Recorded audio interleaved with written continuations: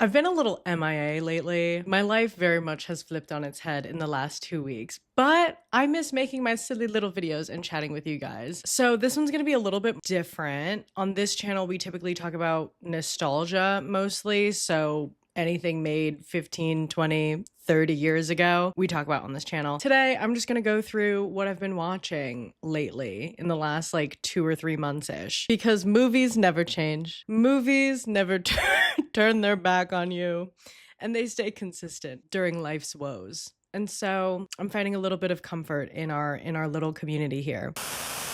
On April 16th, I finally watched A Different Man with Sebastian Stan, and holy heck, I don't know what I was expecting, but that level of unease was very interesting. And my review on Letterboxd is, what's the point of being sexy when you hate yourself? And it's true. I'm a Sebastian Stan lover, obviously. I'm not usually into like body horror or gore, but because I love Sebastian Stan that much, I was like, okay, let me give it a try.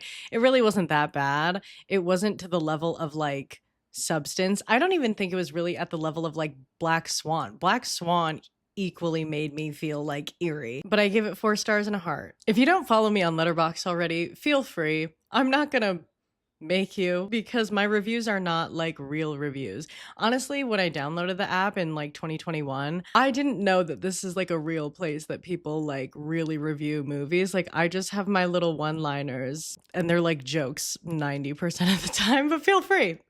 I am Angie. I also watched a movie called The Good Nurse 2022 with Jessica Chastain and Eddie Rayman. And I guess it's based on a true story about a nurse who was killing people. Why? Oh my God, people are so disturbed. Yes, true story about like a serial killer who moved from hospital to hospital, really highlighted like some unethical ways that our healthcare system operates. I think that was kind of like the undertone of it all. Never would have known. I know nothing about healthcare. I work in like entertainment. I hee hee and hoo hoo all day. It's very serious stuff. And seemingly, based on the movie, the depth of how far certain systems will go to protect themselves and in turn protect potentially dangerous people is very interesting. And I thought that was something that only really happened in the entertainment industry. I was proven wrong in this movie, The Good Nurse. I think I was avoiding it for a little bit because it reminded me of The Good Doctor, who has what's his name? He's in Bates Motel. I think I maybe mistook these two franchises as the same thing. I haven't tried watching The Good Doctor ever, but I just think that's why I held off on watching it. But I also gave it 4 stars. Reflecting on it now, I think I would give it 3.5. It just felt a little long. Okay, then of course, I watched How to Lose a Guy in 10 Days, a little pick-me-up.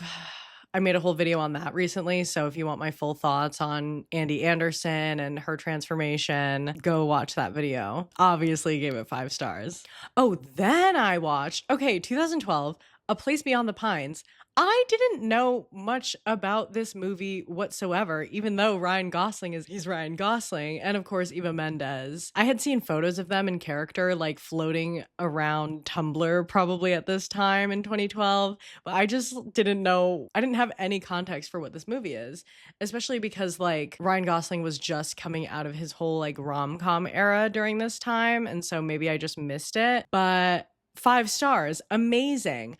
I hadn't realized that it was kind of like a cop movie, so that kind of threw me off. The synopsis says, one moment can change your life. A motorcycle stunt rider considers committing a crime in order to provide for his wife and child, an act that puts him on a collision course with a cop turned politician.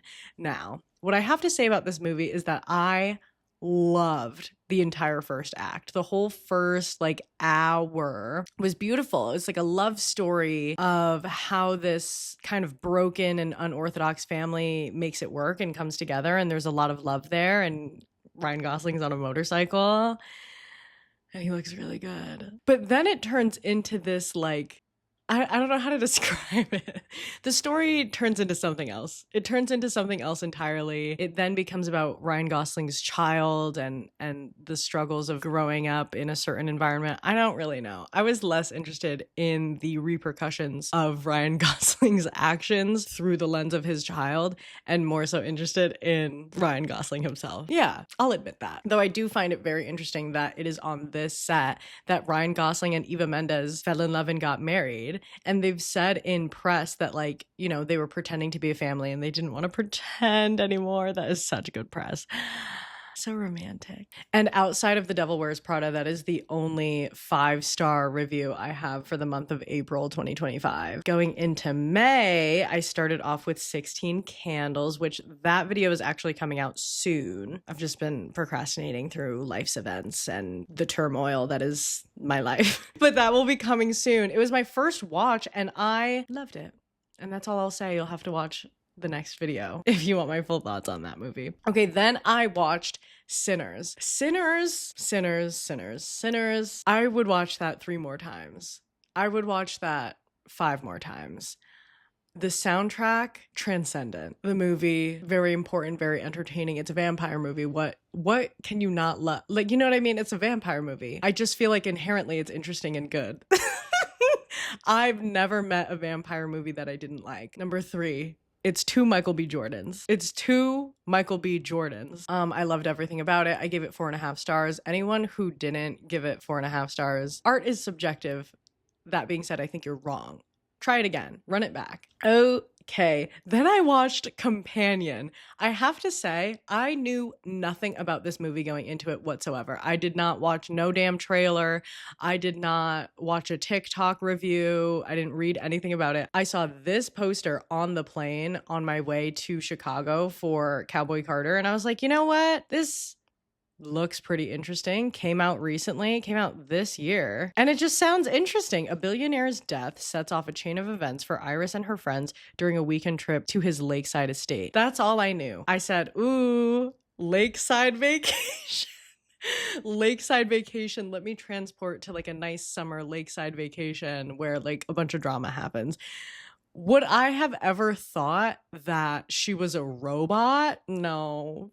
And you know, maybe the poster could have given it away. I just thought it was like a thriller. I thought it was like Cabin in the Woods, maybe. I've never seen that movie either. But you know, like I was like, ooh, something spooky is gonna happen. Twists and turns. I love seeing Huey from The Boys. What's his name? Jack Quaid. I love the normal guy turns evil narrative. And I think it was very interesting that he was meant to play like this nice guy and whatever. And he was like very much abusive. Something to ponder, something to think about. I really enjoyed it. I thought it was very entertaining. Most of the people that I know rated this 3.5 stars. And what did I do? Oh, 3.5 stars as well. Very interesting. I think it had you know, when like thrillers just keep going on and on. I don't like when a thriller like has too many twists and turns. I think at a certain point it starts feeling like a cop-out. So while it keeps it entertaining and we're just going here and we're going there, it's kind of like you had 1 or 2 too many twists in the movie. But I thought it was really entertaining and fun. Then, for whatever reason, as a double feature, I watched Bridget Jones's Diary for the first time on that same plane ride. This movie was released in 2001. As I'm watching it, I'm thinking, oh, Hugh Grant? Hottie McHotterson. However, I did watch another Hugh Grant movie like a couple months ago called 2 Weeks Notice with J-Lo, and I thought he was so strange looking. And that movie came out in 2002. It really is crazy what happens in a year. Anyway, back to the movie, Bridget Jones's Diary. That was my first watch. I think it's appropriate for the time in my life that I'm in right now. I'm not being subtle whatsoever. I'm going through a breakup. Bridget Jones going through loneliness. I don't even think she wasn't even going through a breakup. I don't think she had ever had a boyfriend for like 32 years. And so she starts working at this place and she has like an office romance with her boss. It turns into a whole thing. It was fun. It was, I think, because it feels like something that would be right up my alley in terms of nostalgia and rom-coms. I had high hopes for it because I tend to just automatically favor that type of movie. It wasn't giving for me. And I also think it aged poorly. And I don't think through this lens in 2025 I can like look past that. She was wearing a mesh top, dating her boss pretty publicly. Didn't sit right. Had I watched it 10 years ago, maybe I would have really liked it. I finally got around to watching Mickey 17. Loved it. Once again, not one, but two Robert Pattinson. And I think that's very important. The accent was so interesting. At times distracting, but also impressive, because obviously we know what Robert Pattinson's voice sounds like, and I don't even know what accent that is. I've never heard anything like it. Loved Nasha, though. Nasha was really the star of the movie, and I think she really carried. And the Creepers. It was a much cuter movie than I was anticipating. Steven Yeun is in it, and I know that he's a bit controversial, but also I'll take any Asian representation I can get. Happy AAPI month for all who celebrate, by the way. You know what I mean? I have to take what I can get. I'm getting scraps.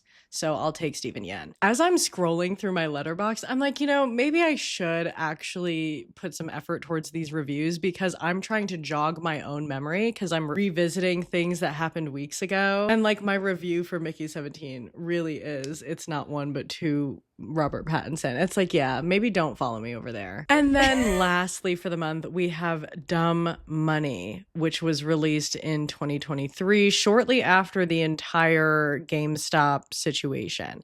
Now, Dumb Money is a biopic, more or less. And I remember when this was going on, I had no clue what was going on. Everyone told me to download Robinhood. I did. I didn't have 2 pennies to rub together. So it wasn't really giving like I'm up. I think I did invest in GameStop just for the heck of it. But at that point, I think I was at the tail end of it all. I don't know much about investing, and what I will say about this movie is that you kind of have to have a basic understanding of what the stock market is, how stocks appreciate and depreciate. I think they really tried their hardest to put it in like everyday speak. It wasn't giving. I'm like an adult, you know what I mean? I have a 401k, I have a Roth. That's what I know in terms of like investments. And yet, with my very basic understanding, it was very hard to follow something like this. So I'm not sure who else it could have resonated with if you're not already like into investing in money and like moving your money around. I didn't know a thing. I was staring at the screen. I saw the cats. That was pretty funny. I got some general context around it. I realized like the guy is a YouTuber. Cool. He was from Boston. That was pretty cool. Not having much context really didn't allow for me to like immerse myself in this movie, because the whole time I was like, okay, like they're short stock. Wall Street is shorting this stock, and therefore the dumb money from retail investors I don't know a thing. I gave it 2.5 stars. I'm sorry. So yeah, I mean, I don't know. That was the last 2 months. I haven't really been on my movie grind. I don't have a movie goal this year, because last year I was like stressed out. It was like November and I was like, I need to hit 150 movies. I'm going to cool it. I'm going to watch movies at my own leisure, and obviously for this channel, but like I don't have like a goal in mind. Right now I have 58 movies watched this year, and that's that. I'm gonna obviously keep watching movies so that we can talk about them here. Let me know if there's anything old or new you want me to talk on this channel about. Like I said, I usually like sticking to like the rom-coms and Disney Channel original movies, but I love them all. Thanks for being patient with me. More actual videos will be coming up soon. I'm just recovering. I'm gonna have to like move around my apartment. I'll be moving soon, so that'll be like a tough time. Just really trying to figure out my life. But if I have nothing else, I have you. Okay, I'll see you next week. I love you so much. Bye.